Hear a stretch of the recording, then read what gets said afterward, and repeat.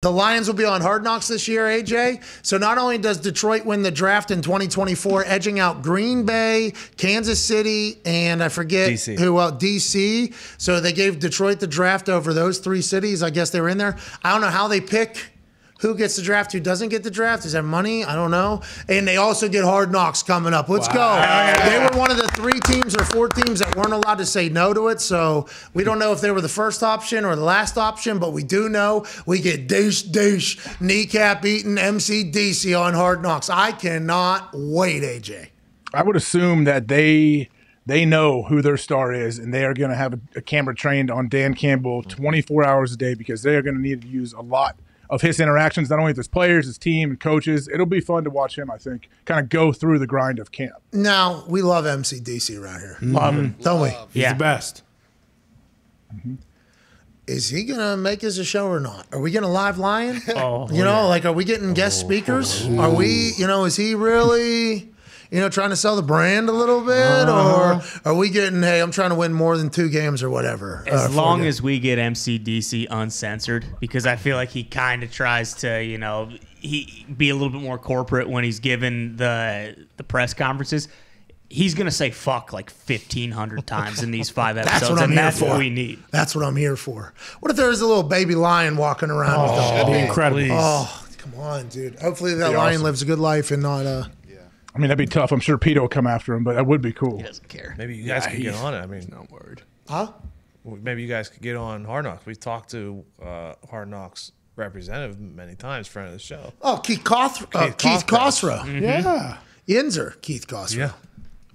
We're kind of on the Indianapolis one. We're on the in-season Hard Knocks one. Yeah. Hey, unfortunately, does anybody know that happened? What? The Hard Knocks with the Colts? Am I, for real, am I just in the dark? I'm trying to think about that. Am I in the dark here? I didn't know. I wouldn't have known if you didn't tell me, and I'm sure it was very compelling stuff, but I don't know why no one talked about it and no one ever mentioned it. Okay, so I don't think you're coming from a genuine spot because you said you let off that entire thing. Unfortunately, so you already had your mind made up that you were not asking. I've thought about this over the last couple of weeks. I think we were talking about it on the show at some point, and I remember sometime during the day I was like, did that really happen? I remember watching the clip of Frank Reich hearing that Quentin Nelson had COVID. I'm like, that was very cool. Why is that the only thing I've ever seen from that show? So them not making the playoffs really. Yeah, that killed it. Because I think they were thinking we're going to the playoffs here. And the Colts obviously were. I'd assume Hard Knocks they told us they were going the entire way. However far the Colts went, they went. So I think it ending in Clown Town the way it did and everything, I think it didn't get as much hype and buzz. But that's I'll compare it to the NBA or NHL. Regular season, I don't think as many people are watching. Colts make it to the playoffs, though. I bet that those numbers, You're right. There's less teams playing. The clips would be out there more on the show. You're right. It would definitely have brought some eyeballs, but man, I don't know why. Unfortunately, I don't know why that one didn't come across. Unfortunately, does anybody know? I just start thinking too, if I start asking random people about it, I don't know if they knew it happened. Yeah, in Ohio though, it's a college football place, right? Mm-hmm. Yeah, but it's a football place for sure. You're right, and that is something that football people do. I enjoy. Everyone loves behind the scenes. We all love seeing behind the scenes stuff for everything. Yeah. And the Colts turnaround, they started 3-5. So when the Hard Knocks actually started, they weren't that great, and then you got to see them turn their season completely. Yeah, compelling storylines. Yeah, great story. I feel like during the season, it's hard to focus on anyone other than the team that you root for. You could be like, oh, Colts Hard Knocks, that's probably really cool for their fans, but I'm too busy focused on my team right now. Yeah, let me know when the Steelers get it. Yeah, who do you think is going to get it this year? The in-season? Yeah.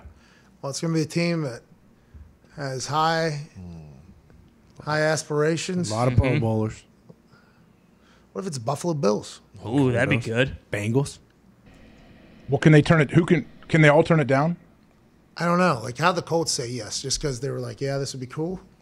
If I was the owner GM, I'd probably do it. Well, owner probably always wants it, right? Even the GM, I want to build especially now in 2022. I want to build this is a brand. We want people watching. You think GMs? I see. In my eyes, I think GMs and coaches are they think it's a distraction and all that stuff, but that's not the case though. Especially now, what is it called when kids are native online? If you've only been alive with the internet, like a lot of you guys are, Like I guess I was alive before the internet. Really, the internet was out, but I didn't really use it back in the day when I was a young kid.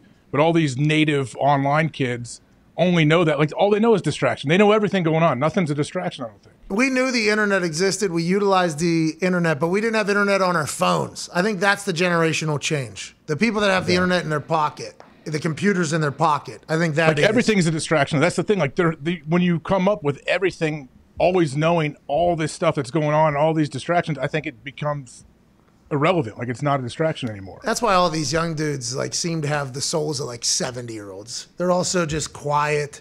None of them go out. It feels like they're all just kind of super. They always say the right things. They're fun too. Yes.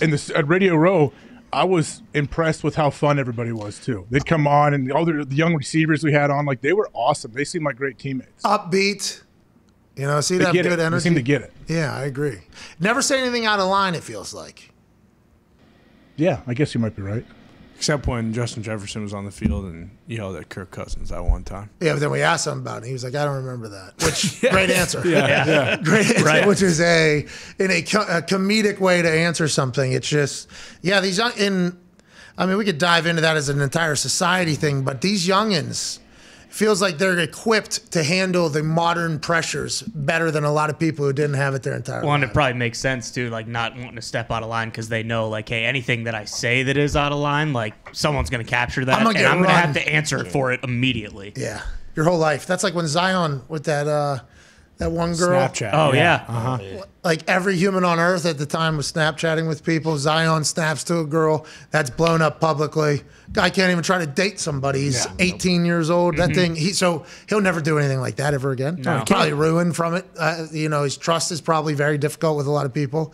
But they're just like kind of naturally the whole life. Yeah, and with the NIL too now for college dudes, like it's almost similar where they would lose like a sponsorship or something like that if they were to step out of line. I'm excited for them all to learn business too. Yeah. Hey, this is good. What school is it that's adding financial literacy? Oh, Florida. Yeah. Is adding a financial literacy program to all high school academia, I think. Before you can graduate. Smart. Oh, that's very, very smart. Yeah. Very smart. That's what I said, like colleges should have a life degree. You know, like just, all right, here's taxes, here's money, here's networking, here's social media, here's how your banks work. They do that now. I think like a lot of football programs actually do that. Like Ohio State, I think they call it Real Life Wednesdays, where they bring in different like CEOs and business people, and then they let the players, they have networking events. They go intern at different places. I know at least at Ohio State they do that, and they do it all over the place. That should be an entire degree.